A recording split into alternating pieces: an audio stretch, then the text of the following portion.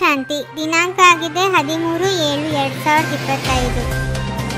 ಪರಮಾತ್ಮನ ಪ್ರೀತಿಯಲ್ಲಿ ಇಂತಹ ಸಂಪೂರ್ಣ ಪವಿತ್ರತೆಯ ಸ್ಥಿತಿಯನ್ನು ರೂಪಿಸಿಕೊಳ್ಳಿ. ಅದರಲ್ಲಿ ವ್ಯರ್ಥದ ಹೆಸರು ಗುರುತು ಇರಬಾರದು.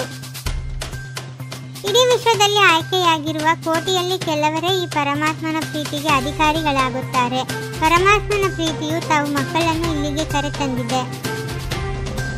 ಈ ಪರಮಾತ್ಮನ ಪ್ರೀತಿಯನ್ನು ಇಡೀ ಕಲ್ಪದಲ್ಲಿ ಈ ಸಮಯದಲ್ಲಿಯೇ ಅನುಭವ ಮಾಡುತ್ತೀರಿ. ಮತ್ತೆಲ್ಲ ಸಮಯದಲ್ಲಿ ಆತ್ಮಗಳ ಪ್ರೀತಿ, ಮಹಾನ್ ಆತ್ಮರ ಪ್ರೀತಿ, ಧರ್ಮಾತ್ಮರ ಪ್ರೀತಿಯನ್ನು ಅನುಭವ ಮಾಡಿದ್ದೀರಿ. ಪರಮಾತ್ಮ ತಂದೆಯಂತೂ ನಮ್ಮ ಜೊತೆಯಲ್ಲಿಯೇ ಇದ್ದಾರೆ. ನಾವು ಅವರ ಜೊತೆ ಇರುತ್ತೇವೆ. ಪರಮಾತ್ಮನು ನಮ್ಮನ್ನು ಬಿಟ್ಟಿರಲು ಸಾಧ್ಯವಿಲ್ಲ ಮತ್ತು ನಾವು ಸಹ ಪರಮಾತ್ಮನನ್ನು ಅಗಲಿರಲು ಸಾಧ್ಯವಿಲ್ಲ. ಪರಮಾತ್ಮನ ಪ್ರೀತಿಯ ಚಿಹ್ನೆ ಏನೆಂದರೆ, ಯಾರೊಂದಿಗೆ ಪ್ರೀತಿ ಇರುವುದು ಅವರ ಹಿಂದೆ ಎಲ್ಲವನ್ನೂ ಬಲಿಹಾರಿ ಮಾಡಲು ಸಹಜವಾಗಿ ತಯಾರಾಗಿ ಬಿಡುತ್ತಾರೆ. ತಂದೆಗೆ ಅತಿ ಪ್ರಿಯವಾದ ಸ್ಥಿತಿಯಾಗಿದೆ ಸಂಪೂರ್ಣ ಪವಿತ್ರತೆ. ಈ ಬ್ರಾಹ್ಮಣ ಜನ್ಮದ ತಳಹದಿಯೂ ಸಹ ಸಂಪೂರ್ಣ ಪವಿತ್ರತೆಯಾಗಿದೆ. ಒಂದು ವೇಳೆ ಅಭಿಮಾನದ ರೂಪದಲ್ಲಿ ಯಾವುದೇ ಪರಮಾತ್ಮನ ಕೊಡುಗೆಯನ್ನು ತನ್ನ ವಿಶೇಷತೆ ಎಂದು ತಿಳಿದುಕೊಳ್ಳುತ್ತೀರೆಂದರೆ, ಆ ವಿಶೇಷತೆಯ ಅಭಿಮಾನವೂ ಸಹ ನಿಮ್ಮನ್ನು ಕೆಳಗೆ ಇಳಿತರುತ್ತದೆ. ಬಾಪ್ದಾದ ಇದನ್ನೇ ಬಯಸುತ್ತಾರೆ. ಮಾನದಲ್ಲಿರಿ. ಅಭಿಮಾನವೂ ಬೇಡ, ಅಪಮಾನವೂ ಬೇಡ. ವ್ಯರ್ಥ ಸಂಕಲ್ಪಗಳು ಬರಲು ಇರದಿದ್ದೇ ಕಾರಣವಾಗುತ್ತದೆ.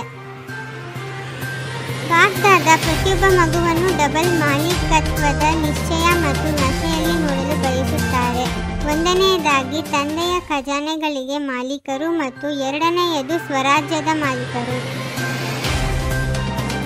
ಸ್ವರಾಜ್ಯಾಧಿಕಾರಿ ಮಾಲೀಕರಾಗುವುದರಲ್ಲಿ ವಿಶೇಷವಾಗಿ ಮನಸ್ಸು ವಿಘ್ನ ಹಾಕುತ್ತದೆ. ಮನಸ್ಸಿನ ಮಾಲೀಕರಾಗಿ ಎಂದಿಗೂ ಮನಸ್ಸಿಗೆ ಪರವಶರಾಗಬೇಡಿ. ಈ ವ್ಯರ್ಥ ಸಂಕಲ್ಪವೂ ಸಹ ಮನಸ್ಸಿನಲ್ಲಿಯೇ ಉತ್ಪನ್ನವಾಗುತ್ತದೆ. ಅಂದಾಗ ಮನಸ್ಸು ವ್ಯರ್ಥ ಸಂಕಲ್ಪಕ್ಕೆ ವಶ ಮಾಡಿಬಿಡುತ್ತದೆ. ಆಜ್ಞೆಯ ಪ್ರಮಾಣ ನಡೆಸುವುದಿಲ್ಲವೆಂದರೆ ಮನಸ್ಸು ಚಂಚಲವಾಗುವ ಕಾರಣ ಪರವಶ ಮಾಡಿಬಿಡುತ್ತದೆ.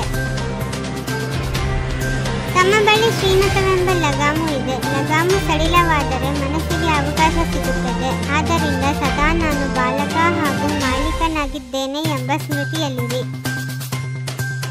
ನಿರ್ಬಲ ಸಂಸ್ಕಾರವನ್ನು ನನ್ನ ಸಂಸ್ಕಾರವೆಂದು ಹೇಳುವುದೇ ತಪ್ಪಾಗಿದೆ. ನನ್ನ ಸಂಸ್ಕಾರವನ್ನು ಒಂದು ವೇಳೆ ತಮ್ಮ ಹೃದಯದಲ್ಲಿ ಕೂರಿಸಿಕೊಂಡಿದ್ದೀರಿ ಎಂದರೆ ಅಶುದ್ಧ ವಸ್ತುವನ್ನು ಹೃದಯದಲ್ಲಿ ಕೂರಿಸಿಕೊಂಡಿದ್ದೀರೆಂದರ್ಥ. ಯಾವಾಗ ನನ್ನ ಸಂಸ್ಕಾರ ಎಂಬ ಸಂಕಲ್ಪ ವಾಣಿಯಲ್ಲಿ ಬರುವುದೋ ಆಗ ಪರಿಶೀಲನೆ ಮಾಡಿಕೊಳ್ಳಿ, ಈ ಅಶುದ್ಧ ಸಂಸ್ಕಾರವು ನನ್ನದಲ್ಲ. ಅಂದ ಮೇಲೆ ಆ ಸಂಸ್ಕಾರ ಪರಿವರ್ತನೆ ಮಾಡಿಕೊಳ್ಳಲೇಬೇಕಾಗಿದೆ.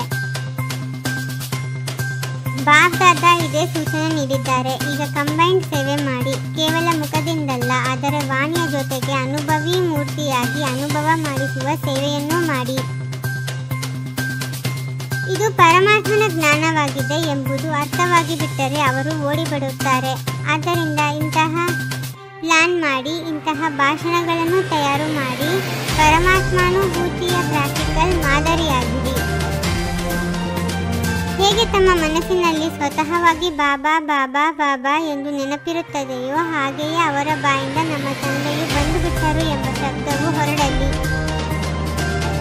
ಮನಸ್ಸು ಏಕಾಗ್ರವಾಗಲಿ. ಹೇಗೆ ಧ್ವಜವನ್ನು ಮೇಲೆ ಹಾರಿಸುತ್ತೀರಲ್ಲವೇ ಹಾಗೆಯೇ ಮನಸ್ಸಿನ ಧ್ವಜವು ಶಿವಬಾಬಾರವರಲ್ಲಿ ಏಕಾಗ್ರವಾಗಿರಲಿ. ಸಮಯ ಸಮೀಪ ಬರುತ್ತಿದೆ. ಸೈಲೆನ್ಸ್ನ ಶಕ್ತಿಯ ಮೂಲಕ ಸೆಕೆಂಡ್ನಲ್ಲಿ ಮುಕ್ತಿ ಮತ್ತು ಜೀವನ್ಮುಕ್ತಿ ಅನುಭವ ಮಾಡಿಸುವಂತಹ ವಿಶೇಷ ಆತ್ಮಭವ. ವಿಶೇಷ ಆತ್ಮಗಳ ಕೊನೆಯ ವಿಶೇಷತೆಯಾಗಿದೆ ಸೆಕೆಂಡ್ನಲ್ಲಿ ಯಾವುದೇ ಆತ್ಮಕ್ಕೆ ಮುಕ್ತಿ ಮತ್ತು ಜೀವನ್ಮುಕ್ತಿಯ ಅನುಭವಿಯನ್ನಾಗಿ ಮಾಡಿಬಿಡುವುದು.